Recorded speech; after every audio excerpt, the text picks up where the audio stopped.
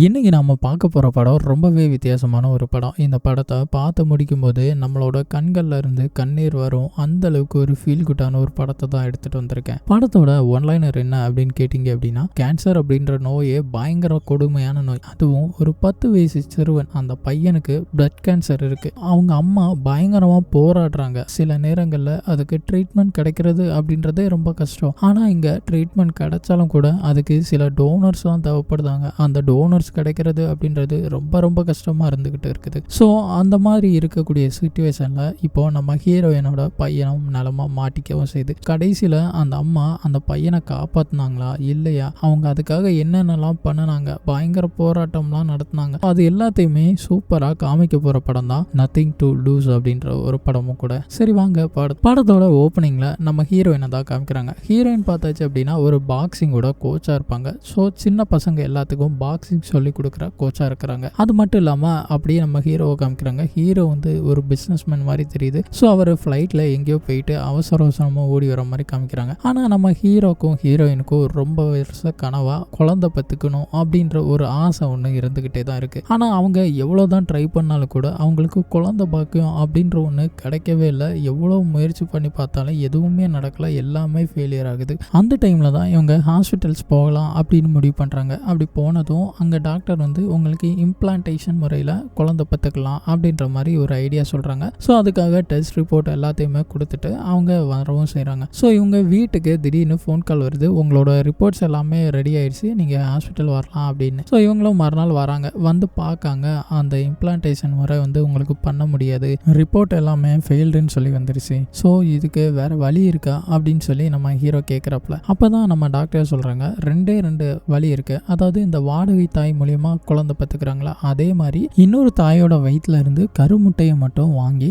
அதை இவங்களோட கர்ப்பப்பையில் வச்சு அதுக்கப்புறமா அந்த குழந்தை இவங்களே பெற்றெடுக்கிற மாதிரி இருக்கும் அப்படின்ற மாதிரி சொல்கிறாங்க. அப்போ நம்ம ஹீரோ கேட்குறாரு, அப்போ அது என்னோட குழந்தையே கிடையாதா, வேற ஒருத்தவங்க குழந்தைய தான் நான் பெற்று வளர்க்கணுமா அப்படின்னு கேட்குறாரு. அப்போ தான் அந்த டாக்டர் சொல்கிறாங்க, அப்படி இல்லை, உங்களோட டிஎன்ஏ இல்லாத ஒரு குழந்தைய மட்டும்தான் நீங்கள் பெற்று எடுப்பீங்க. ஸோ அது பிறந்ததுக்கு அப்புறமா உங்களுக்கு அது நார்மல் ஆயிரும் அப்படின்ற மாதிரி அவங்க சொல்ல, சரி இருந்தாலும் கொஞ்சம் யோசிச்சு சொல்கிறோம் அப்படின்ற மாதிரி சொல்லிட்டு அப்படியே கிளம்பிடுறாங்க ரெண்டு பேருமே. இப்போ அப்படியே பாக்ஸிங் ரிங்கில் ஒரு சின்ன பையன் நிற்கிற மாதிரி காமிக்கிறாங்க. பார்த்தா அது நம்ம ஹீரோயினோட பையன் தான். ஸோ அவன்கிட்ட பயங்கர மோட்டிவேட் பண்ணுறாங்க, டேய் இதெல்லாம் பார்க்காத, இதையும் பயப்படாத, அவங்களோட உருவத்தை வச்சு நம்ம எப்போதும் இடப்படக்கூடாது, நம்மக்கிட்ட எப்போதும் தைரியம் இருக்கணும், தைரியம் மட்டும்தான் இருக்கணும், சரியா, பயப்படக்கூடாது அப்படின்ற மாதிரி அவனுக்கு மோட்டிவேட் பண்ணுறாங்க. ஸோ நம்ம பையனும் பார்த்தீங்க அப்படின்னா ஃபைட் பண்ணுறான், நல்லாவே ஃபைட் பண்ணுறான். ஸோ அவன் ஃபைட் பண்ணி வின் பண்ணிட்டு வெளியே வரான். வந்து பார்த்தா நம்ம ஹீரோ தான் காமிக்கிறாங்க. ஹீரோ வந்து அவன்கிட்ட பேசிக்கிட்டு இருக்க, அவன் வந்து சரியாகவே அவர்கிட்ட பேசவே இல்லை. அப்போது ஹீரோ வந்து நம்ம ஹீரோயின்ட்ட,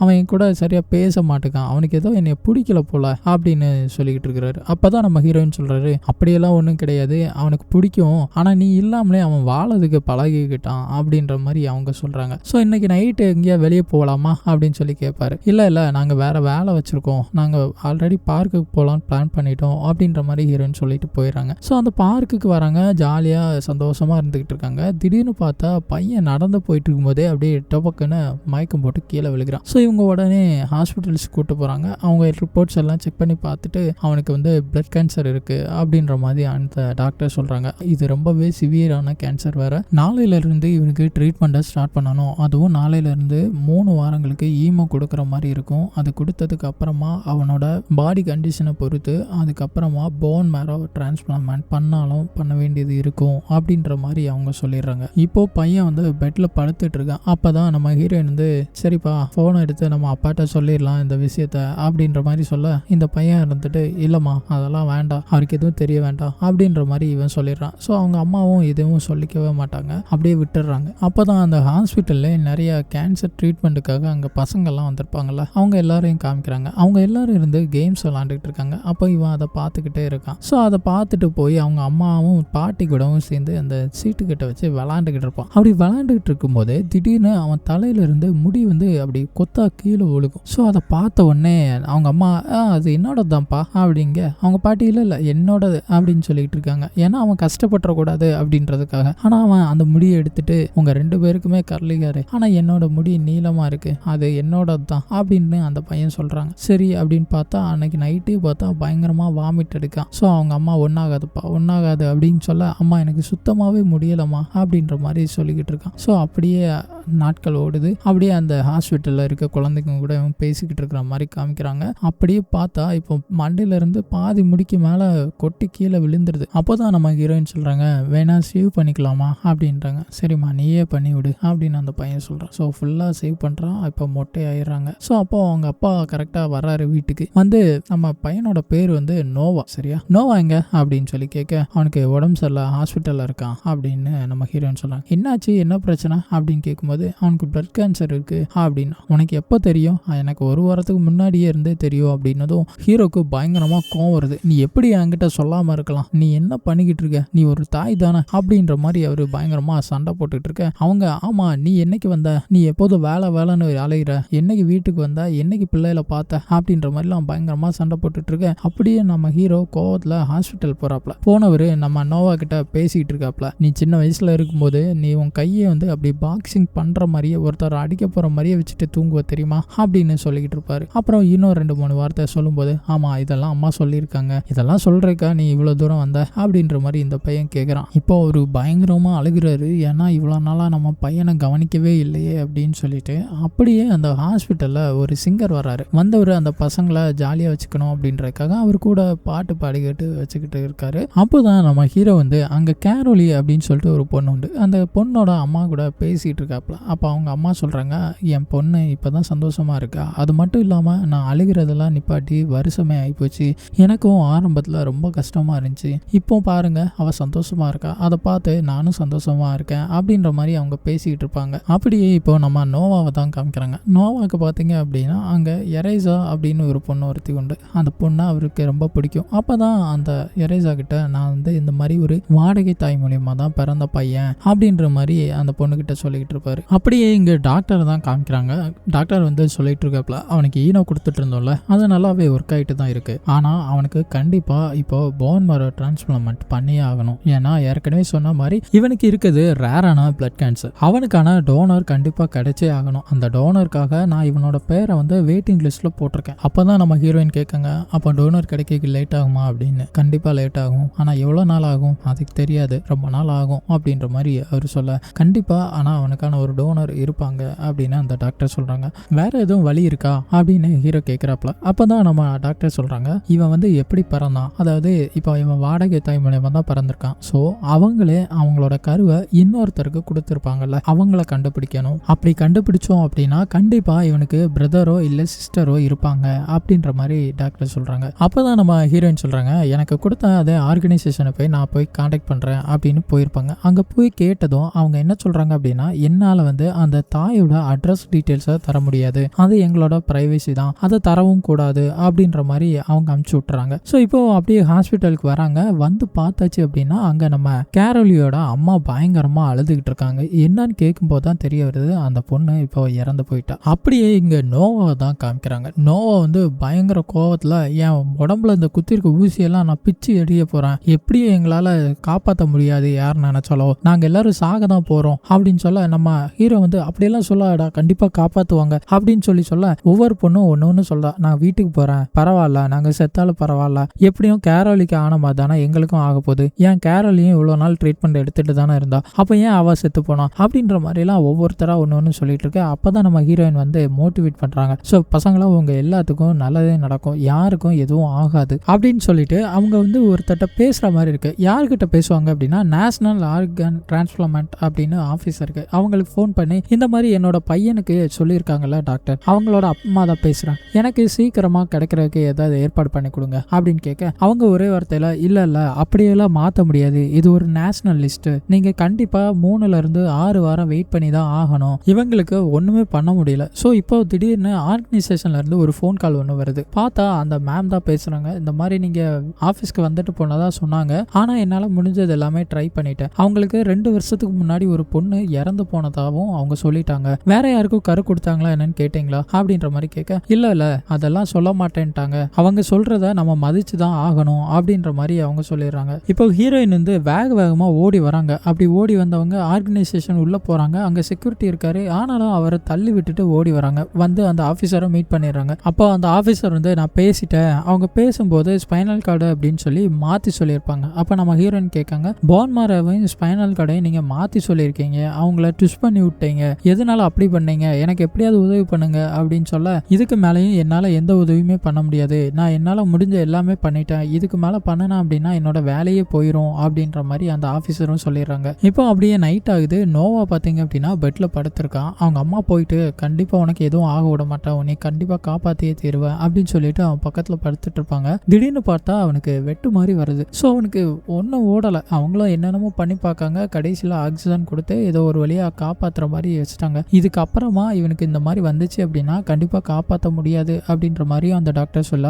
இப்போ மறுநாள் ஆகுது. ஸோ போனதும் என் பையனுக்கு எதுவும் ஆகக்கூடாது, கோராளி மாதிரி அவன் இறந்து போயிடக்கூடாது, அவனை நீ காப்பாற்றியே ஆகணும், எப்போதான் அந்த டோனர் கிடைப்பாங்க அப்படின்னு ஹீரோயின் போய் அந்த டாக்டர்கிட்ட ஃபைட் பண்ணுறாங்க. ஸோ அவர் ஒரே வார்த்தையில், இங்கே பாருங்க அது வந்து பெரிய லிஸ்ட், ரொம்ப கிரிட்டிக்கலாக இருக்கவங்கள பார்த்து தான் அவங்க சூஸ் பண்ணுவாங்க அப்படின்னு டாக்டர் சொல்ல, அப்போ என் பையன் என்ன நல்லாவா இருக்கான், அவனே கிரிட்டிக்கலாக தானே இருக்கான் அப்படின்ற மாதிரி கேட்க, கொஞ்சம் வெயிட் பண்ணி தான் ஆகணும், அவனுக்கு ஏதாவது ஆயிடுச்சுன்னா இல்லை அது வரைக்கும் நம்ம ஸ்டேபிளாக அவனை பார்த்துக்கணும் அப்படின்ற மாதிரி அந்த டாக்டர் சொல்ல, நம்ம ஹீரோயினுக்கு இப்போ பயங்கரமாக கோவம் வருது. இவ பயங்கரமாக கோவப்பட்டுக்கிட்டே இருக்கா. ஸோ ஹீரோ வந்து நீ எல்லாத்துக்கிட்டையும் பயங்கரமாக கோவப்படுற, இப்படியே இருந்த அப்படின்னா எதுவுமே பண்ண முடியாது அப்படின்னு சொல்லிட்டு அவங்கள வெளியே கூட்டிட்டு வந்துடுறாங்க. அன்னைக்கு நைட்டே ஆகுது. நம்ம ஹீரோயின் வந்து வேற வழி இல்லை, அவங்க பையனோட உயிர் போராட்டம், ஸோ எப்படியாவது அவங்கள காப்பாற்றியே ஆகணும் அப்படின்ற இதில் அந்த ஆர்கனைசேஷன் உள்ள வந்துடுறாங்க. ஸோ அந்த செக்யூரிட்டி எல்லாத்தையும் தாண்டி தெரியாமல் உள்ள வந்துடுறாங்க. வந்தவங்க அந்த ஃபைல் இருக்கக்கூடிய இடத்துக்கு போயிடுறாங்க. ஸோ அந்த ஃபைல்ஸில் ஏதாவது ஒரு டாக்குமெண்ட் கிடைக்கும், ஸோ அவங்களோட அட்ரஸ் கிடைச்சா கூட நேரில் போய் பார்த்துடலாம் அப்படின்ற மாதிரி முயற்சியில் அவங்க வந்திருப்பாங்க.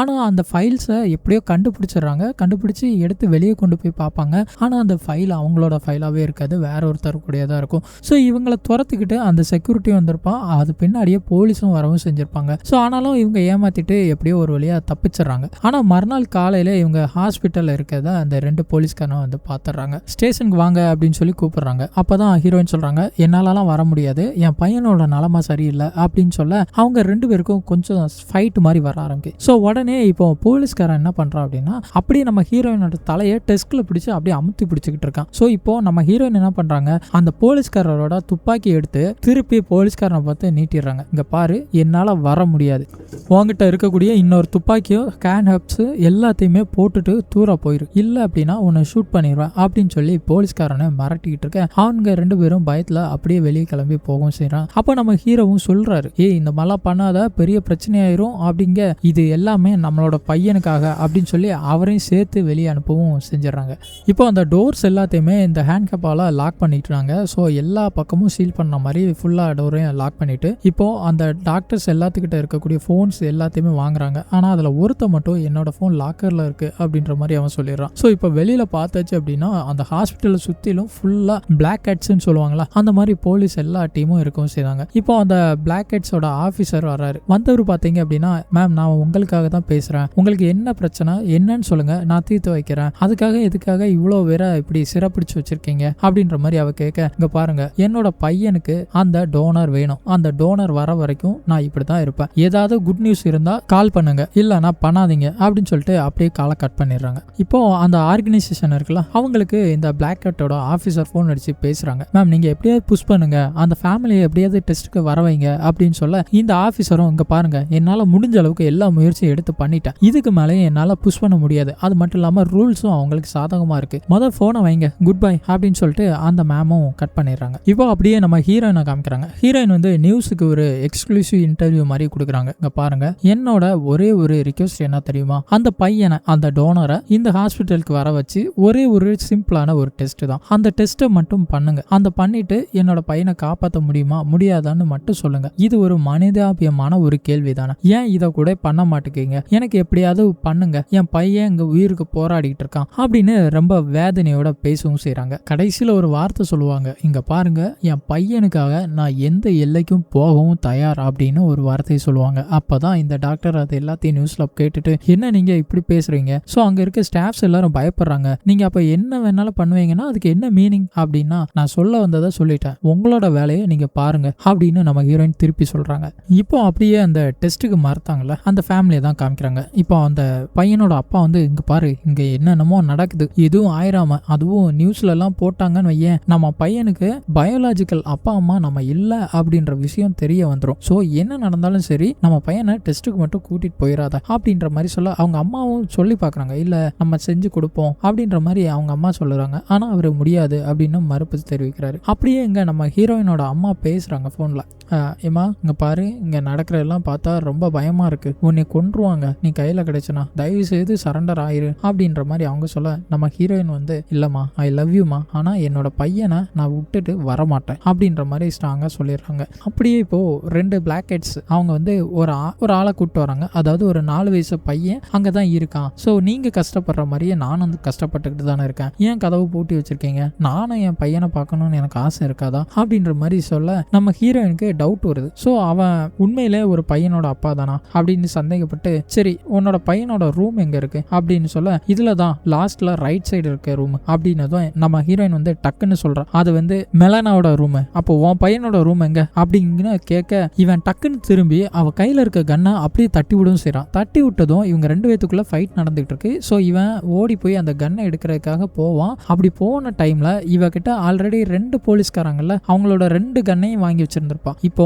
அதுல ஒரு கன்னை எடுத்து அந்த ஆளை அப்படியே ஒரு ஷூட் பண்ணவும் செஞ்சிடறான். இப்போ நம்ம ஹீரோயினுக்கு ஒரு கால் ஒன்று வருது, எனக்கு ஆளை ஷூட் பண்ணிட்டீங்களா அப்படின்னு சொல்லி கேட்காங்க. இங்க பாருங்க நீங்க தேவையில்லாம என்கிட்ட ப்ளே பண்ணிட்டு இருக்கீங்க, இந்த மாதிரி ஏதாவது நடந்துச்சு அப்படின்னா அடுத்த டைம் நான் வேற மாதிரி ஆயிடுவேன், நான் அவனை ஷூட் பண்ணணும்னு நினைச்சு ஷூட் பண்ணவே இல்லை, ஸோ என்கிட்ட இந்த மாதிரி விளையாட்டு வேண்டாம் அப்படின்னு சொல்லிடுறான். சொன்னது மட்டும் இல்லாம இனிமேல் எனக்கு ஃபோன் வரக்கூடாது, எதுவும் வரக்கூடாது அப்படின்னு போனை கட் பண்றான். இது எல்லாத்தையும் பண்ணது யாருன்னு பார்த்தா இந்த ஒருத்தன் இருப்பான்ல, நான் லாக்கர்ல போனை வச்சுட்டு வந்தேன்னு சொன்னால அவன் தான் பண்ணியிருப்பான். அவனை போயிட்டு இங்க பாரு மரியாதையா இருந்துக்கோ, இந்த மாதிரி வேண்டாத வேலை பார்த்தேன்னு வச்சுக்கோயேன் அப்படின்னு சொல்லிட்டு உன்னையே தான் முதல்ல காலி பண்ணுவேன் அப்படின்னு மிரட்டுறான். ஸோ போனை குடுறா அப்படின்னு அவர்கிட்ட எடுத்து போனை வாங்குறான். இப்போ அப்படியே ஹீரோயின் உட்காந்துட்டு இருப்பான். அந்த டைம்ல திடீர்னு நோவாக்கு ரொம்ப முடியல அப்படின்னு ஒரு சத்தம் கேக்கு. இவளும் ஓடி போறான். அங்க போய் பார்த்தாச்சு அப்படின்னா பயங்கரமா கஷ்டப்பட்டுட்டு இருக்கான், மூச்சு விடவே ரொம்ப சிரமப்படுறான். அப்பதான் அந்த டாக்டர் சொல்லிட்டு இருக்காரு இந்த மாதிரி ஒரு காம்ப்ளிகேஷன் வந்து அடுத்த டைம் வந்துச்சு அப்படின்னா நோவா கண்டிப்பா பொழைக்க மாட்டான், நம்மளுக்கு உடனடியா டிரான்ஸ்பிளான்ட் தேவை